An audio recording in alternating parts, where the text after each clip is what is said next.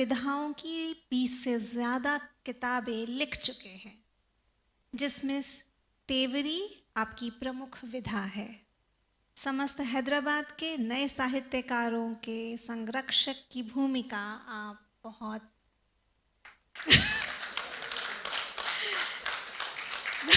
आपका स्वागत सर।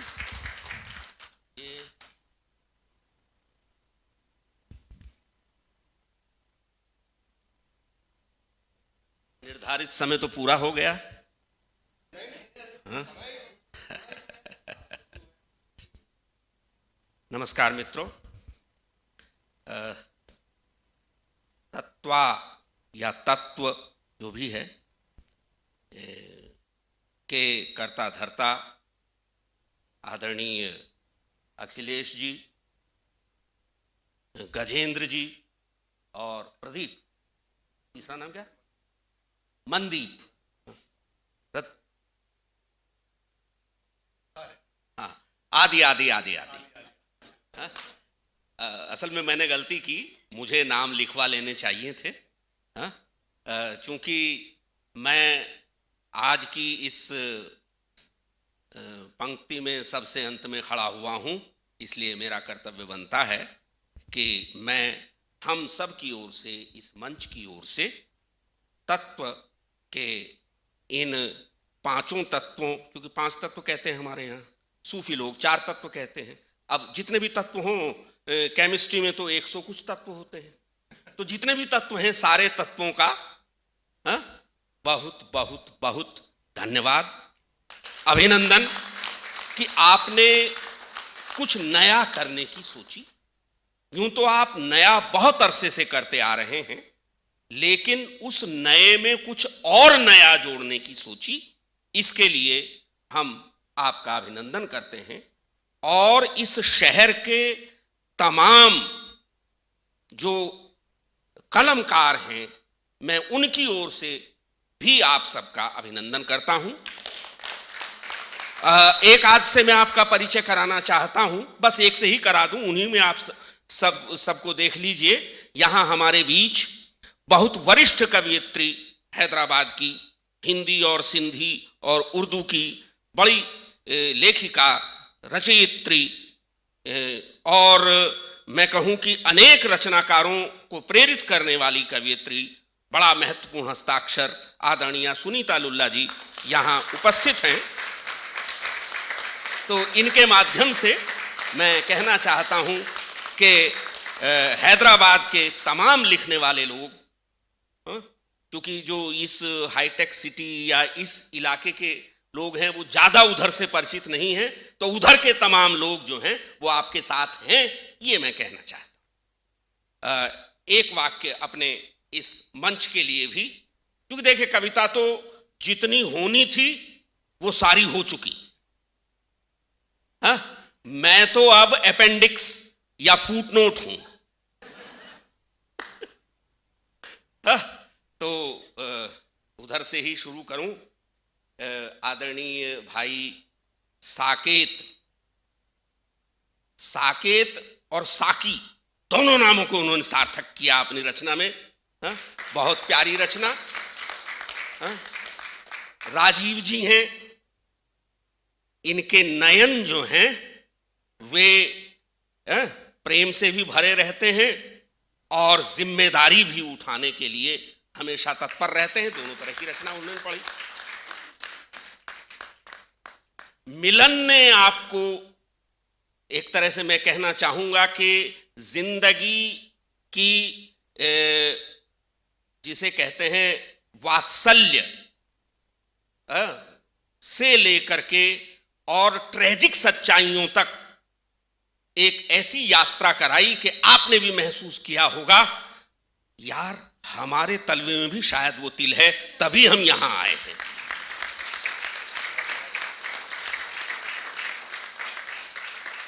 प्रवीण के बारे में मुझे कुछ नहीं कहना चाहिए, वे प्रवीण भी हैं और प्रणव भी हैं।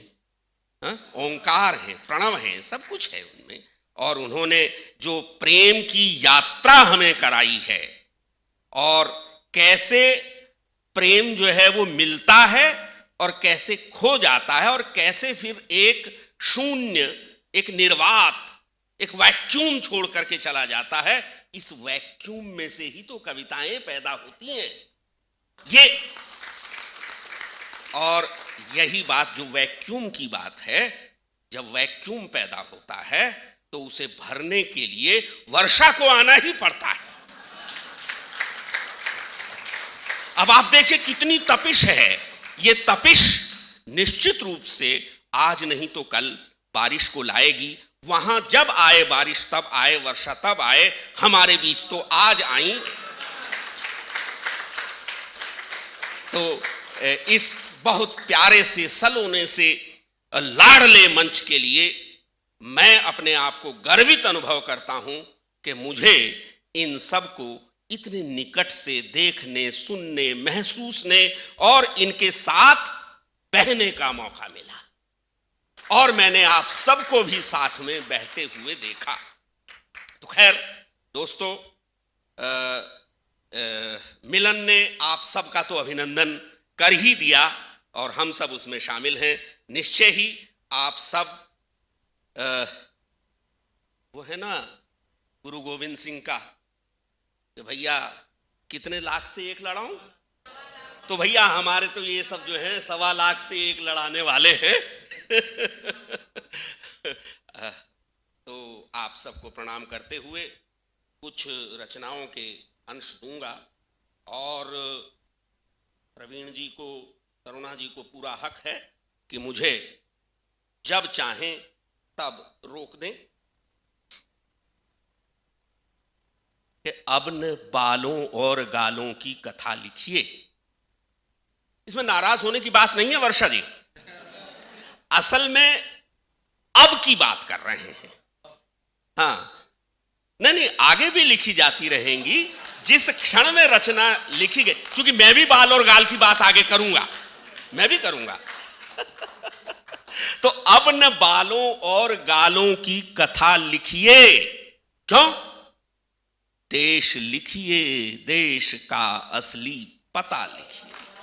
अब न इसलिए कि अब न बालों और गालों की कथा लिखिए, देश लिखिए, देश का असली पता लिखिए। और एक जंगल भय अनेकों, एक जंगल भय अनेकों, बघ नखे खंजर। एक जंगल भय अनेकों, बघ नखे खंजर। नाग की ले जाएं ऐसी सभ्यता लिखिए, नाग की ले जाएं ऐसी सभ्यता लिखिए। और सुनीता जी, बालकों के दूध में किसने मिलाया विष?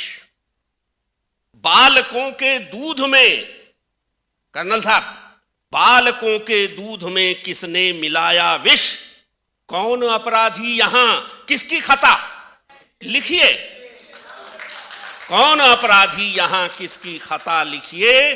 और लोग नक्शे के निरंतर कर रहे टुकड़े, इसलिए यदि लिख सकें तो एकता लिखिए।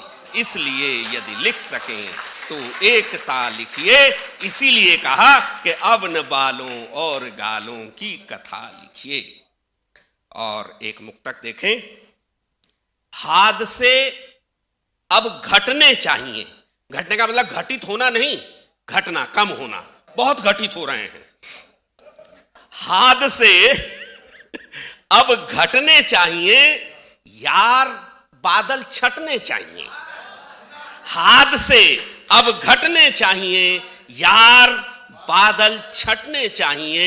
और दोस्त सुनिए, कुर्सी मरखनी हो गई है, कुर्सी मरखनी हो गई है, इसके सींग कटने चाहिए।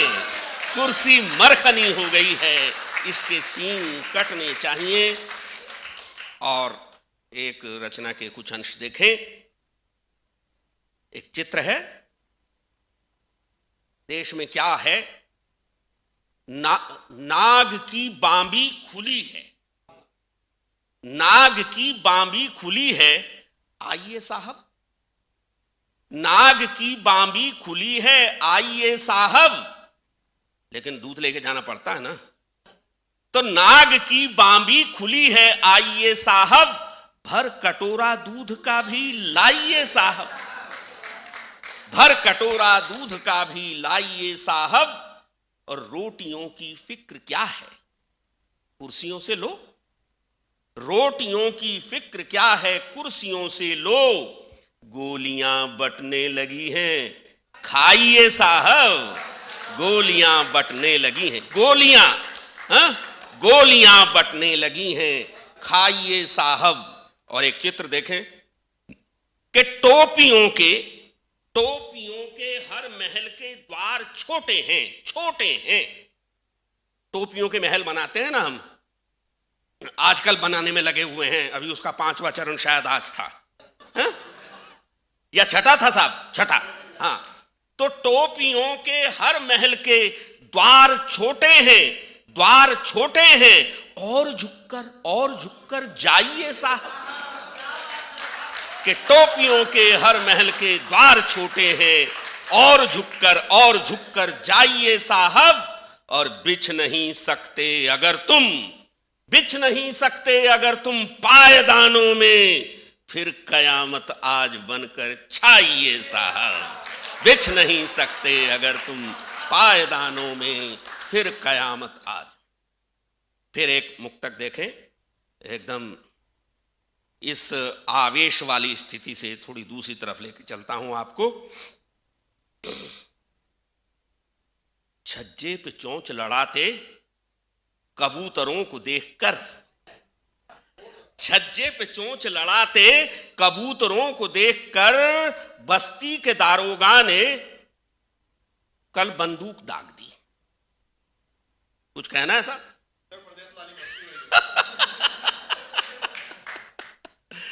तो छज्जे पे चोंच लड़ाते कबूतरों को देखकर, बस्ती के दारोगा ने कल बंदूक दाग दी, सरकार के फरमान से हम इस कदर डरे, बचपन के सारे खतों को रो रो के आग दी, बचपन के सारे खतों को रो रो के आग दी। छज्जे पे चोंच लड़ाते कबूतरों को देखकर, यहाँ कबूतर भी जो है वो सुरक्षित नहीं है, तो आदमी का क्या होगा? बड़ा ये प्यार मोहब्बत पता नहीं क्या क्या गा रहे हैं, कोई वो क्या होता है, वो कौन सा रोमियो कुछ बना रखा है ना, दस्ता, एंटी रोमियो, हाँ। तो खैर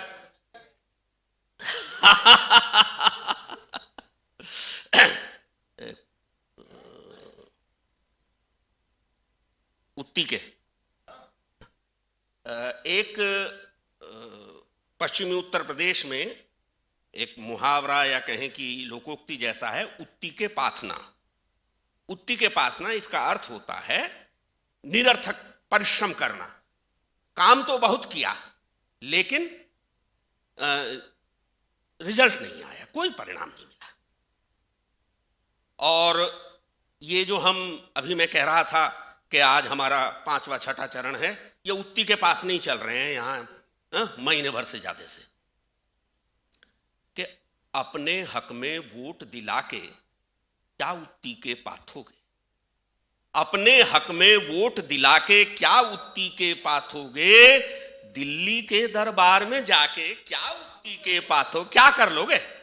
हाँ, अपने हक में वोट दिला के क्या उत्ती के पाथोगे, दिल्ली के दरबार में जाके क्या उत्ती के पाथोगे। और देखें विश्वविद्यालयों की क्या स्थिति है शिक्षा की, हमें हमारे मित्र ने भी कहा, तो कुलपतियों की मेज तोड़ के लड़के डिस्को करते हैं, कुलपतियों की मेज तोड़ के लड़के डिस्को करते हैं, ऐसे में स्कूल खुला के क्या उत्ती के पाथोगे। और 5 साल के बाद आज वे यूं करके बड़े बड़े जो है वादे करते हैं, गारंटियां देते हैं, पता नहीं कौन कौन गारंटी दे रहा है, हा? जिसे देखो वो गारंटियां बांट रहा है, कोई सीखचों के पीछे से आके भी गारंटी बांटने लगता है, अपनी खुद की गारंटी नहीं। तो 5 साल के बाद आज वे अपने गांव पधारे। माफ करें, मेरा किसी राजनीतिक दल से कोई संबंध नहीं है, मैं कलमकार हूं और उसी नाते अपनी बात कह रहा हूं। तो 5 साल के बाद आज वे अपने गांव पधारे हैं। ऐसे नेता को जितवा के क्या उत्ती के पात हो गए? क्यों नहीं जाते लोग वोट डालने? इसलिए नहीं जाते। ऐसे नेता को जितवा के क्या उत्ती के पात हो गए। और देखिए, बड़े बड़े जो राष्ट्रीय उत्सव होते हैं, एक कांच का बक्सा बनता है, उसके पीछे नेताजी खड़े होते हैं छिपके। कहीं कोई तो बंदूकों से डरे हुए जो संदूकों में भरे हुए, बंदूकों से डरे हुए जो संदूकों में भरे हुए, ऐसों को मुखिया बनवा के क्या उत्ती के पात हो गए। और अंतिम है इस कविता का अंश कि मुझ गंवार का प्रश्न यही है, मुझ गंवार का प्रश्न यही है, संसद से सचिवालय से, मुझ गंवार का प्रश्न यही है, संसद से सचिवालय से, लोक गंवाकर तंत्र बचाकर क्या उत्ती के पात हो गए। लोक गंवाकर तंत्र बचाकर क्या उत्ती के पात हो गए। लोक गंवाकर तंत्र बचाकर क्या उत्ती। कि मुझ गंवार का प्रश्न यही है, संसद से सचिवालय से, लोक गंवाकर तंत्र बचाकर क्या उत्ती के पात हो गए। अब तेजी से मैं समापन की तरफ बढ़ता हूं। मैंने शुरू में कहा था कि मैं पंक्ति में अंत में खड़ा हुआ हूं, तो उसका उल्लेख भी आएगा कि बोला कभी, ये इन सब की समस्या है और वैसे हम सब की समस्या है। बोला कभी तो बोल की मुझको सजा मिली, बोला कभी तो बोल की मुझको सजा मिली, जो चुप रहा तो मौन की मुझको सजा मिली। कि बोला कभी तो बोल की मुझको सजा मिली, जो चुप रहा तो मौन की मुझको सजा मिली। मैं पंक्ति में पीछे खड़ा विराम की तरह, फुल स्टॉप। मैं पंक्ति में पीछे खड़ा विराम की तरह। हमने कहा था कि इस देश में जो पंक्ति में सबसे पीछे खड़ा है, उसे वह अधिकारी होना चाहिए। और वो जो पंक्ति में पीछे खड़ा क्या कह रहा है? मैं पंक्ति में पीछे खड़ा विराम की तरह, जाहिर है तेज दौड़ की मुझको सजा मिली, जाहिर है तेज दौड़ की मुझको सजा मिली। कि गाई तो मैंने आपकी प्रशस्तियां, मगर आपने भी बहुत बार महसूस किया होगा, गाई तो मैंने आपकी प्रशस्तियां, मगर आलोचकीय जीभ की मुझको सजा मिली। और मैंने कहा, ध्यान दीजिए, कि मैंने कहा कि हे प्रभु मैं केचुआ बनूं, बिना रीढ़ वाला होता है। मैंने कहा कि हे प्रभु मैं केचुआ बनूं, बदले में सीधी रीढ़ की मुझको सजा मिली। बोला कभी तो बोल की मुझको सजा मिली। अब आ जाऊं आपकी रचना पे। नहीं, इन्होंने विशेष आदेश किया था कि देखिए आप पंक्ति में पीछे खड़े हुए हैं, तो ये जो गुस्से और वगैरह वगैरह वाली रचना है, इसके साथ समापन मत करना। हमने प्यार मोहब्बत से शुरू किया, तो थोड़ा प्यार मोहब्बत से। दोस्तों, बड़ा जरूरी है प्रेम। मेरे देश में भक्ति की एक कोटि का नाम है। नारदीय सूक्त में कहा गया है, सा परम प्रेम रूपा। भक्ति की परिभाषा है कि वह प्रेम का एब्सोल्यूट डिग्री रूप है, परम प्रेम रूपा। इसलिए अगर प्रेम से बचे तो भक्ति संभव नहीं। तो प्यार का पर्याय पूछा सिंधु से कल शाम, प्यार का पर्याय पूछा सिंधु से कल शाम, बालुका पर लिख गई लहरें तुम्हारा नाम। प्यार का पर्याय पूछा, पर्याय सिनोनिम, प्यार का पर्याय पूछा सिंधु से कल शाम, बालुका पर लिख गई लहरें तुम्हारा नाम, लहरें तुम्हारा नाम। और जरा जुड़ने की कोशिश करें। एक चित्र है, कामना के नील नभ में, कामना के नील नभ में स्वप्न की परियां तिरी, कामना के नील नभ में स्वप्न की परियां तिरी, आओ कि कोई ख्वाब बुने ख्वाब। हाँ, तो कामना के नील नभ में स्वप्न की परियां तिरी, मेघ यायावर, घुमक्कड़ घुमक्कड़ बादल, तो मेघ यायावर ने नहाए, ज्योति की बूंदें गिरी। कामना के नील नभ में, थोड़ा सा आध्यात्मिक है कविता, कामना के नील नभ में स्वप्न की परियां तिरी, मेघ यायावर नहाए, मेघ यायावर नहाए, ज्योति की बूंदें गिरी, तो बांह के तटबंध खोजे यह नदी काम, बांह के तटबंध खोजे यह नदी अविराम उद्दाम, प्यार का पर्याय पूछा सिंधु से कल शाम, बालुका पर लिख गई। तो गुलमुहर ज्वाला सजाए, उसके फूलों का रंग देखें, गुलमुहर ज्वाला सजाए, बर्फ बोती मालती, गुलमुहर ज्वाला सजाए और टप टप है मालती, गुलमुहर ज्वाला सजाए, बर्फ बोती मालती, कुंज गृह में गोपिकासी उम्र काया बालती। कि गुलमुहर ज्वाला सजाए, बर्फ बोती मालती। लोग कहते हैं कि ये आदमी प्रेम गीत भी वीर रस में पढ़ता है। क्या करूं, मेरा गला इतना खुला हुआ है। तो गुलमुहर ज्वाला सजाए, बर्फ बोती मालती, कुंज गृह में गोपिकासी उम्र काया बालती। तो रास की ही धुन बजाए, रास की ही धुन बजाए, बांसुरी अविराम, बालुका पर लिख गई लहरें तुम्हारा नाम, बालुका पर लिख गई। और अंतिम अंश है, हर सुमन पुष्प, हर सुमन, हर दीप तारा, तीन चीजें हैं, सुमन, दीप और तारा। हर सुमन, हर दीप तारा, अंजुरी में भर लिया। हर सुमन, हर दीप तारा, अंजुरी में भर लिया, राग रंगोली रचाकर देहरी पर धर दिया।